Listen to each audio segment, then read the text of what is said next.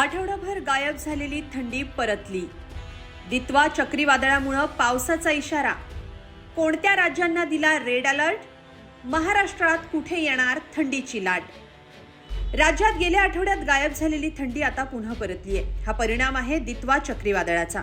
नैऋत्य बंगालच्या उपसागरातून उत्तरेकडे सरकत असलेलं दित्वा चक्रीवादळ कोणत्याही क्षणी भारताच्या समुद्र किनाऱ्यावर धडकणार आहे. श्रीलंकेत दित्वानं तांडव केल्यानंतर आता ते भारताच्या दिशेने सरकतंय. त्यामुळे हवामान विभागानं रेड अलर्ट दिलाय, तर आपत्ती प्रतिसाद पथकही तैनात करण्यात आली आहेत. भारतीय हवामान खात्यानं काय इशारा दिलाय? विमानसेवेवर कसा परिणाम झालाय? पावसाची शक्यता कोणत्या भागात आहे आणि राज्यात या चक्रीवादळाचा काय परिणाम दिसू शकतो? सगळं सविस्तर पाहूया या व्हिडिओतून. दित्वा चक्रीवादळामुळे श्रीलंकेत कहर पाहायला मिळाला. आता हे चक्रीवादळ बंगालच्या उपसागरात प्रवेश करत भारताकडे सरकतंय. कोणत्याही क्षणी तामिळनाडूसह काही राज्यांच्या किनाऱ्यावर हे चक्रीवादळ धडकणार आहे. यामुळे तामिळनाडू आणि पुद्दुचेरीमध्ये हवामानाची स्थिती गंभीर झाली आहे. त्याचा इथल्या जनजीवनावर मोठा परिणाम झालाय. तर राज्यात गेल्या आठवड्यात ढगाळ वातावरण होतं, तर काही भागात पारा वाढल्याचं चित्र होतं. मात्र आता थंडी परतली आहे. काही जिल्ह्यांमध्ये पारा 10 अंशांच्या खाली गेल्याचं दिसून येत आहे. खराब हवामानामुळे आंतरराष्ट्रीय विमानसेवेवर परिणाम झालाय, तसंच देशांतर्गत सेवेवरही परिणाम झालाय.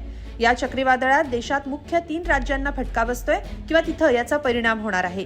ही राज्य आहेत तामिळनाडू, आंध्र प्रदेश आणि पुद्दुचेरी.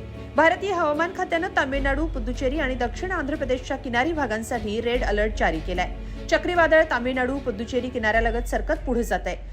हवामान खात्यानं चेन्नईसह तामिळनाडू आणि पुद्दुचेरीच्या काही जिल्ह्यांसाठी येलो अलर्ट जारी केला होता. या काळात वादळ आणि विजांच्या कडकडाटासह हलका ते मध्यम पाऊस पडण्याची शक्यता वर्तवण्यात आली. खराब हवामानामुळे चेन्नई आंतरराष्ट्रीय विमानतळावर रविवारी एकूण 47 उड्डाणं रद्द करण्यात आली. यात 36 देशांतर्गत आणि 11 आंतरराष्ट्रीय सेवांचा समावेश आहे. तामिळनाडूमध्ये शनिवारी मुसळधार पाऊस झाला, यामुळे 54 उड्डाणं रद्द करण्यात आली.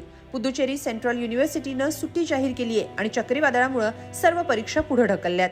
पुद्दुचेरी, कराईकल, माहे आणि यानमधील सर्व शाळा आणि महाविद्यालयं सोमवारपर्यंत बंद राहणार आहेत. विमानतळ अधिकाऱ्यांनी दिलेल्या माहितीनुसार कामकाजात अजूनही व्यत्यय येतोय. आणखी उड्डाणं विस्कळीत होण्याची शक्यता आहे. प्रवाशांना गैरसोयी टाळण्यासाठी विमानतळावर येण्यापूर्वी संबंधित विमान कंपन्यांचे अपडेट फ्लाईट वेळापत्रक तपासण्याचा सल्ला देण्यात आलाय. दित्वा चक्रीवादळाच्या प्रभावामुळे अनेक जिल्ह्यांमध्ये मुसळधार ते अतिमुसळधार पाऊस पडण्याची शक्यता आहे. हवामान खात्याने दिलेल्या माहितीनुसार कुड्डालोर, नागापट्टिनम, मैलादुथुराई, विल्लुपुरम, चेंगलपट्टू, पुद्दुचेरी, कराईकल, तंजावर, तिरुचिरापल्ली, चेन्नई, कांचीपुरम, तिरुवल्लूर आणि राणीपेट या भागात अतिवृष्टी होण्याची शक्यता आहे. या व्यतिरिक्त वेल्लोर, धर्मपुरी, दिंडीगुल आणि थेनी इथं मुसळधार पावसाची शक्यता आहे.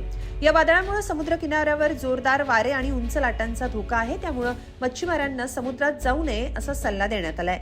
भारतीय हवामान खात्यानं आणि जिल्हा प्रशासनानं नागरिकांना घरातच राहण्याचे, तसंच समुद्र किनारे टाळण्याचे आणि अधिकृत मार्गदर्शक तत्वांचं पालन करण्याचं आवाहन केलंय.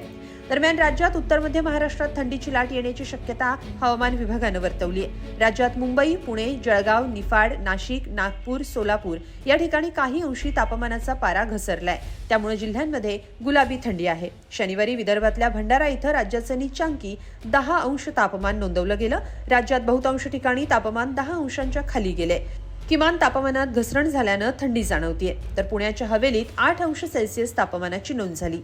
दरम्यान चक्रीवादळाच्या प्रभावामुळे तामिळनाडू आणि पुद्दुचेरी भोवती समुद्री वाऱ्यांचा वेग हा ताशी 70 ते 80 किलोमीटर इतका आहे, जो 90 किलोमीटरपर्यंत वाढण्याची शक्यता आहे. या पार्श्वभूमीवर भारतीय हवामान खात्यानं धोक्याचा संकेत क्रमांक 5 जारी केलाय.